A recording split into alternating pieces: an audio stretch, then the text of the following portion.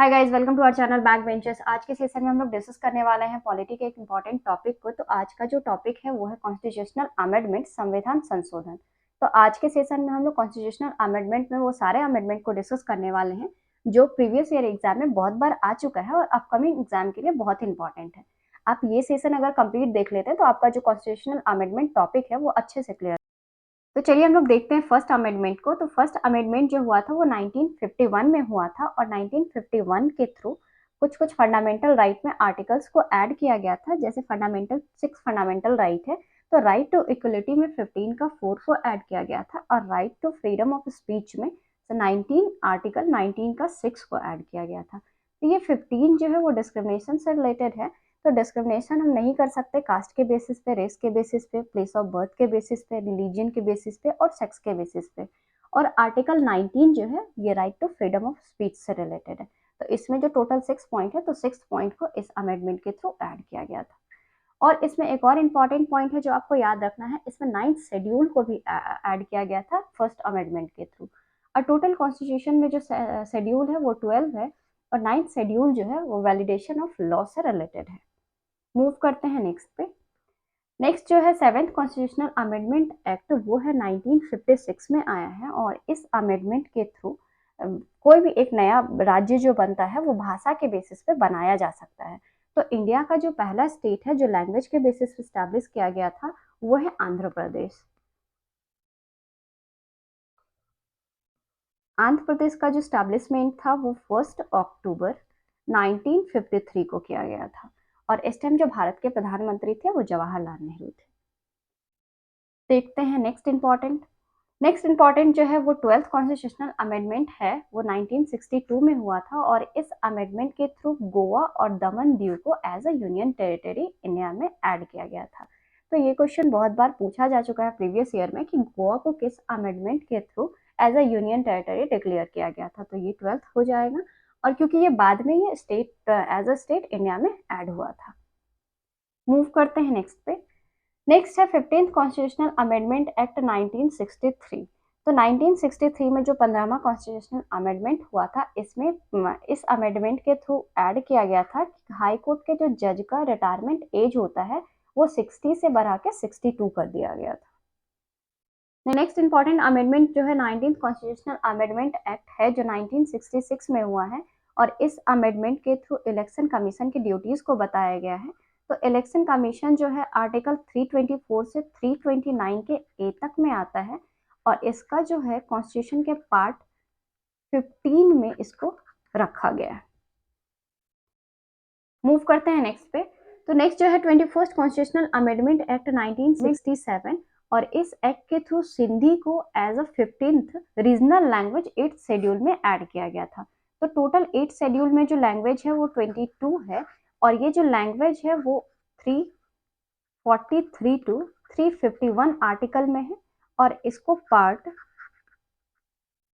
17 के अंदर रखा गया है। तो ये भी एडिशनल इंफॉर्मेशन जो है इससे रिलेटेड आपको याद रखना है। मूव करते हैं नेक्स्ट पे। नेक्स्ट है 24th कॉन्स्टिट्यूशनल अमेंडमेंट एक्ट 1971 और इस एक्ट के थ्रू जो है आर्टिकल 368 और 13 को ऐड किया गया था। तो 368 आर्टिकल जो है वो अमेंडमेंट से रिलेटेड है। इसमें पार्लियामेंट के पावर को बताया गया है कि पार्लियामेंट जो है कॉन्स्टिट्यूशन के किसी भी पार्ट को, फंडामेंटल राइट्स भी उसमें इंक्लूडेड है, तो सारे पार्ट को क्या कर सकता है, अमेंड कर सकता है। अब देखते हैं नेक्स्ट 26 कॉन्स्टिट्यूशनल अमेंडमेंट एक्ट जो है वो 1971 में आया है और इस अमेंडमेंट के थ्रू जो है प्रिंसली स्टेट के जो रूलर थे उनका जो पीवी प्रोसेस था उसको एबॉलिश कर दिया गया था। तो उनको जो विशेष अधिकार दिया जाता था उसको इस अमेंडमेंट के थ्रू खत्म कर दिया गया था। नेक्स्ट देखते हैं 36 कॉन्स्टिट्यूशनल अमेंडमेंट एक्ट 1975। ये बहुत ही इंपॉर्टेंट है। तो इसमें सिक्किम को एज अ स्टेट जो है इंडिया में ऐड किया गया था और ये कितने नंबर का स्टेट था, तो 22nd नंबर का स्टेट था। नेक्स्ट है 38th कॉन्स्टिट्यूशनल अमेंडमेंट एक्ट 1975। तो इस अमेंडमेंट के थ्रू जो है आर्टिकल 123, 213 और 352 जो है इसमें अमेंड किया गया था और इसमें बताया गया था कि अगर इमरजेंसी के ड्यूरेशन में अगर प्रेसिडेंट या गवर्नर कोई ऑर्डिनेंस इशू करता है तो किसी भी कोर्ट में उनके ऑर्डिनेंस को चैलेंज नहीं कर सकते हैं। तो 123 जो है ये प्रेसिडेंट से रिलेटेड है, 213 जो है ये गवर्नर से रिलेटेड है और 352 जो है वो नेशनल इमरजेंसी है। मूव करते हैं नेक्स्ट पे। नेक्स्ट है 39th कॉन्स्टिट्यूशनल अमेंडमेंट एक्ट 1975। इस अमेंडमेंट में बताया गया है कि इलेक्शन करेगा, इलेक्शन से रिलेटेड अगर प्रेसिडेंट के इलेक्शन से या वाइस प्रेसिडेंट के इलेक्शन से, प्राइम मिनिस्टर के इलेक्शन से या लोकसभा के जो स्पीकर है उनके इलेक्शन के रिगार्डिंग अगर कोई भी डिस्प्यूट होता है तो उस मैटर को जो है सॉल्व करने का राइट पार्लियामेंट के पास होता है।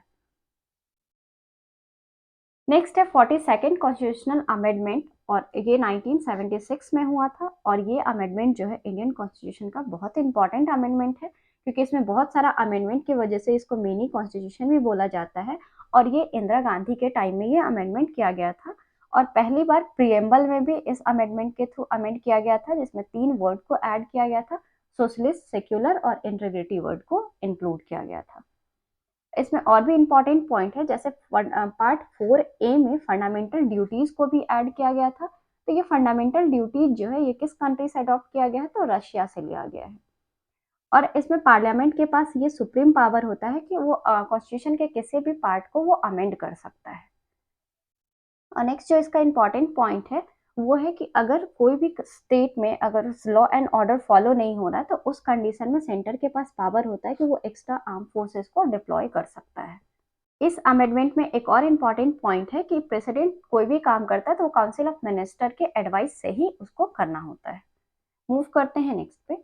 नेक्स्ट जो है 44th कॉन्स्टिट्यूशनल अमेंडमेंट एक्ट 1978। तो इस एक्ट के थ्रू जो हम लोग का फंडामेंटल राइट पहले 7 था उसको रिड्यूस करके अब 6 कर दिया गया क्योंकि राइट टू प्रॉपर्टी को उससे एक्सक्लूड करके वो लीगल राइट में ऐड कर दिया गया है और आर्टिकल 300 का ए में रखा गया है। तो इसमें है 352 जो नेशनल इमरजेंसी है, नेशनल इमरजेंसी में जो ये वर्ड है इंटरनल डिस्टर्बेंस को रिप्लेस करके आर्म्ड रेवेलियन जो है ये किया गया, यूज किया गया है। इसमें एक और इम्पॉर्टेंट पॉइंट है जो आपको याद रखना है। तो अगर इलेक्शन रिगार्डिंग अगर कोई डिस्प्यूट होता है प्राइम मिनिस्टर और स्पीकर से रिलेटेड तो वो जो है उसको सॉल्व करने का जो पावर होता है वो कोर्ट को दिया गया है। नेक्स्ट देखते हैं 52nd कॉन्स्टिट्यूशनल अमेंडमेंट एक्ट जो 1985 में आया है और ये अमेंडमेंट जो है वो राजीव गांधी के रेजिम में हुआ है और इसमें जो है ये पॉलिटिकल डेफिकेशन से रिलेटेड है, राजनीतिक दल बदल से रिलेटेड है। और इसमें एक और इम्पॉर्टेंट चीज को ऐड किया गया है, इसमें 10th शेड्यूल जो है वो भी कॉन्स्टिट्यूशन में ऐड किया गया। टोटल जो शेड्यूल है वो 12 है। मूव करते हैं नेक्स्ट पे। नेक्स्ट जो है 56th कॉन्स्टिट्यूशनल अमेंडमेंट एक्ट जो है 1987 में हुआ है और इस अमेंडमेंट के थ्रू गोवा को इंडिया का 25वां स्टेट बनाया गया है, 25th स्टेट, और दमन दीव को यूनियन टेरिटरी।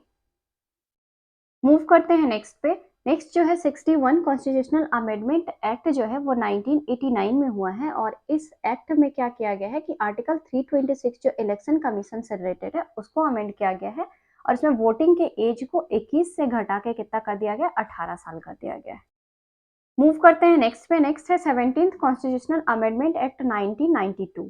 तो 1992 में जो 17th कॉन्स्टिट्यूशनल अमेंडमेंट एक्ट में आर्टिकल 54 और 368 में अमेंड किया गया था। तो आर्टिकल 54 जो है वो प्रेसिडेंट के इलेक्शन से रिलेटेड है और 368 जो है वो अमेंडमेंट से रिलेटेड है। तो इस अमेंडमेंट में दिल्ली और पुडुचेरी जो यूनियन टेरिटरी है उसके विधानसभा के सदस्य को प्रेसिडेंट के इलेक्शन में भाग लेने का परमिशन दिया गया था। मूव करते हैं नेक्स्ट पे। नेक्स्ट जो है 73rd कॉन्स्टिट्यूशनल अमेंडमेंट एक्ट 1992। ये अमेंडमेंट जो है 1992 में आया था बट इम्प्लीमेंट हुआ था 1993 में और ये 73rd अमेंडमेंट जो है वो पंचायती राज से रिलेटेड है और इसको पंचायती राज को शेड्यूल 11 में रखा गया है और कॉन्स्टिट्यूशन के पार्ट 9 में। और इससे रिलेटेड जो आर्टिकल है वो 243 का ए से ओ तक है। और इसमें एक और इम्पॉर्टेंट पॉइंट है जो आपको याद रखना है। तो पंचायती राज में टोटल जो सब्जेक्ट है, सब्जेक्ट जो है 29 सब्जेक्ट है। मूव करते हैं नेक्स्ट पे। नेक्स्ट जो है 74th कॉन्स्टिट्यूशनल अमेंडमेंट एक्ट 1993 और इस अमेंडमेंट में जो है ये म्यूनिसिपैलिटी से रिलेटेड है, इसको पार्ट 9A में रखा गया है और इसका जो आर्टिकल है वो 243 का पी से लेके जेड जी तक है और इसको शेड्यूल 12 में रखा गया और टोटल कॉन्स्टिट्यूशन में जो शेड्यूल है वो 12 ही है और इसमें जो सब्जेक्ट है वो है, इससे रिलेटेड जो सब्जेक्ट है वो है 18। मूव करते हैं नेक्स्ट पे। नेक्स्ट जो है 84th कॉन्स्टिट्यूशनल अमेंडमेंट एक्ट 2001। 2001 में जो अमेंडमेंट हुआ है 84th, उसमें 2026 तक लोकसभा और विधानसभा का जो सीट का संख्या है उसमें कोई इंक्रीमेंट नहीं होना है। मूव करते हैं नेक्स्ट पे। नेक्स्ट जो है 86 कॉन्स्टिट्यूशनल अमेंडमेंट एक्ट 2002। 2002 में जो अमेंडमेंट हुआ है उसमें आर्टिकल 21 का ए को ऐड किया गया है फंडामेंटल राइट में। तो फंडामेंटल राइट जो है टोटल 6 है, इसके अंदर इसको ऐड किया गया है। तो 21 का ए जो है वो राइट टू एजुकेशन से रिलेटेड है और 6 से 14 साल के बच्चे को जो है फ्री एजुकेशन और कंपलसरी एजुकेशन किया गया है। मूव करते हैं नेक्स्ट पे। नेक्स्ट 91 कॉन्स्टिट्यूशनल अमेंडमेंट एक्ट जो है वो 2003 में हुआ है। इस अमेंडमेंट के थ्रू काउंसिल ऑफ स्टेट का जो है, काउंसिल ऑफ स्टेट और सेंटर का जो लिमिट है उसको फिक्स किया गया है कि कितना जो है मेंबर वो लोकसभा का या स्टेट विधानसभा का स्टेट लेजिस्लेटिव में होना चाहिए या काउंसिल ऑफ मिनिस्टर में होना चाहिए। तो इससे रिलेटेड और भी इंपॉर्टेंट पॉइंट को डिस्कस करते हैं। और ये जो है काउंसिल ऑफ मिनिस्टर में और स्टेट लेजिस्लेटिव असेंबली में जो है वो लोकसभा का या विधानसभा का 15% मेंबर को ही इसमें इंक्लूड किया जाएगा। नेक्स्ट देखते हैं 92nd कॉन्स्टिट्यूशनल अमेंडमेंट एक्ट जो है ये 2003 में ही आया था और इस अमेंडमेंट के थ्रू 8th शेड्यूल में जो है ये 4 लैंग्वेज को इंसर्ट किया गया था। 4 लैंग्वेज में जो है वो बोडो, डोगरी, मैथिली और संथाली को ऐड किया गया था और टोटल जो इस शेड्यूल में लैंग्वेज है वो 22 है। नेक्स्ट देख मूव करते हैं नेक्स्ट पे। नेक्स्ट जो है 100 कॉन्स्टिट्यूशनल अमेंडमेंट एक्ट जो 2015 में हुआ है और इस अमेंडमेंट में जो हुआ है वो इंडिया और बांग्लादेश का जो लैंड बाउंड्री एग्रीमेंट है वो इससे रिलेटेड है, जिसको 3 बीघा कॉरिडोर के नाम से भी जानते हैं। मूव करते हैं नेक्स्ट पे। 101 कॉन्स्टिट्यूशनल अमेंडमेंट जो है ये 2016 में आया है और ये अमेंडमेंट के थ्रू जीएसटी जो है ये सारे आर्टिकल्स को इंक्लूड करके जीएसटी जो है वो लाया गया। जीएसटी का जो फुल फॉर्म है गुड्स एंड सर्विस टैक्स और ये आर्टिकल किस किस को अमेंड किया गया है तो 248, 249, 250 और ये सारे आर्टिकल को मर्ज करके एक जीएसटी जो है वो लाया गया है। नेक्स्ट देखते हैं 102 जो है 2018 में आया है और इस अमेंडमेंट के थ्रू जो है national commission for backward classes को कॉन्स्टिट्यूशनल स्टेटस जो है वो प्रोवाइड किया गया है। नेक्स्ट देखते हैं 103 जो अमेंडमेंट है वो 2019 में आया है और इस अमेंडमेंट के थ्रू ईडब्ल्यूएस जो इकोनॉमिकल वीकर सेक्शन को 10% का रिजर्वेशन दिया गया है, जो आर्टिकल किसको अमेंड कर किया गया है 15 और 16 को। मूव करते हैं नेक्स्ट पे। नेक्स्ट है 104th कॉन्स्टिट्यूशनल अमेंडमेंट एक्ट 2019। 2019 में जो है 2019 अमेंडमेंट में जो है 2 एंग्लो इंडियन का जो सीट था उसको एबॉलिश कर दिया गया है और एसटी एससी का जो रिजर्वेशन है वो 10 साल के लिए और इंक्रीज कर दिया गया और एसटी एससी से जो रिलेटेड आर्टिकल है वो 334 है। मूव करते हैं नेक्स्ट पे। नेक्स्ट जो है 105th कॉन्स्टिट्यूशनल अमेंडमेंट एक्ट जो है वो 2021 में आया है और इस अमेंडमेंट के थ्रू जो है वो स्टेट गवर्नमेंट बैकवर्ड क्लास के लोग जो है उसका लिस्ट जो है वो प्रिपेयर कर सकता है। तो इससे रिलेटेड कुछ और इंपॉर्टेंट पॉइंट है उसको हम लोग देखते हैं और इसमें जो है 3 आर्टिकल को अमेंड किया गया है। आर्टिकल 338 का बी, 342 का ए और 366 आर्टिकल जो है उसमें अमेंडमेंट हुआ है। अब हम लोग मूव करते हैं इससे रिलेटेड कुछ इंपॉर्टेंट क्वेश्चंस को जो प्रीवियस ईयर एग्जाम में आ चुका है। तो सबसे पहले क्वेश्चन नंबर फर्स्ट को देखते हैं। तो फर्स्ट क्वेश्चन है how many constitutional amendments to the constitution of India have been made so far. तो इस क्वेश्चन का जो करेक्ट आंसर है आपको क्या करना है, सबसे पहले क्वेश्चन को रीड करना है। आप जिस भी लैंग्वेज में कंफर्टेबल है, दोनों लैंग्वेज में क्वेश्चन दिया हुआ है।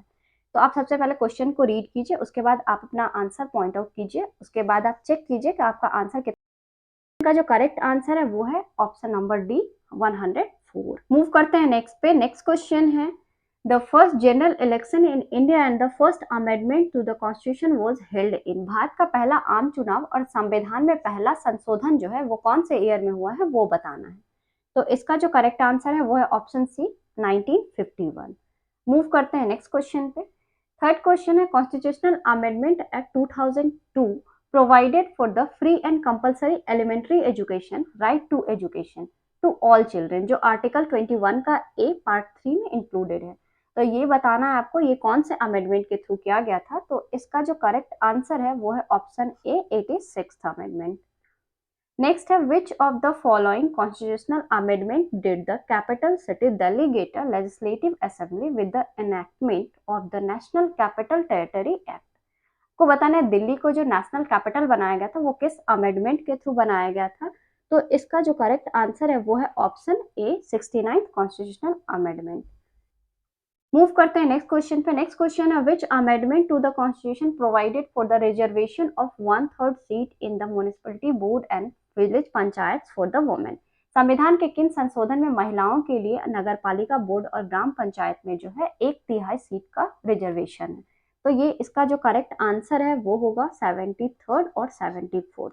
हम लोग पहले डिस्कस कर चुके हैं कि 73rd जो है वो कौन सा अमेंडमेंट है और 74th जो है वो किस अमेंडमेंट से रिलेटेड है। नेक्स्ट क्वेश्चन जो है which amendment of the Indian constitution propose to idea of the national rent tribunal. भारतीय संविधान के किस संशोधन ने नेशनल रेंट ट्रिब्यूनल विचार को प्रस्तावित किया था। तो इसका जो करेक्ट आंसर है वो है option C 75th constitutional amendment. Next question है which amendment to the constitution were the Bodo Dogri Santhali और Maithili added to the list of recognised language. संविधान के किस संशोधन में बोडो डोगरी संथाली और मैथिली को जो है भाषाओं की सूची में जोड़ा गया था। तो इसका जो करेक्ट आंसर है option A 92nd constitutional amendment act.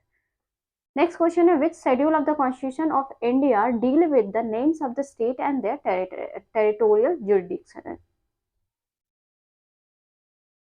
Move करते हैं नेक्स्ट पे। नेक्स्ट क्वेश्चन जो है an amendment of the constitution may be initiated. संविधान का संशोधन जो शुरू किया जाता है, ऑप्शन 4 है लोकसभा और राज्यसभा, लोकसभा, राज्यसभा या नन ऑफ दीज। तो इसका जो करेक्ट आंसर है वो है लोकसभा या राज्यसभा, किसी भी सदन से जो है ये इनिशिएट किया जा सकता है। क्वेश्चन नंबर 11 जो है which kind of majority is required for the constitutional amendment in forming a new state. नए राज्य का गठन के लिए किस प्रकार का बहुमत का आवश्यकता होता है वो बताना है। तो इसका जो करेक्ट आंसर है ऑप्शन ए सिंपल मेजोरिटी का। मूव करते हैं नेक्स्ट क्वेश्चन पे। नेक्स्ट क्वेश्चन है how many times was preamble of the amended. प्रस्तावना में कितना बार संशोधन किया गया है वो बताना है। तो इसका जो करेक्ट आंसर है वो है ऑप्शन ए। और हम लोग अभी क्लास में देख चुके हैं कि किस अमेंडमेंट में जो है प्रीएम्बल को अमेंड किया गया है। मूव करते हैं नेक्स्ट पे। How does the 103rd constitutional amendment deal. 103वां जो अमेंडमेंट संविधान संशोधन है वो किससे संबंधित है वो बताना है। तो यहाँ 4 ऑप्शन गिवन है। इसका जो करेक्ट आंसर है वो है ऑप्शन बी इकोनॉमिकल रिजर्वेशन।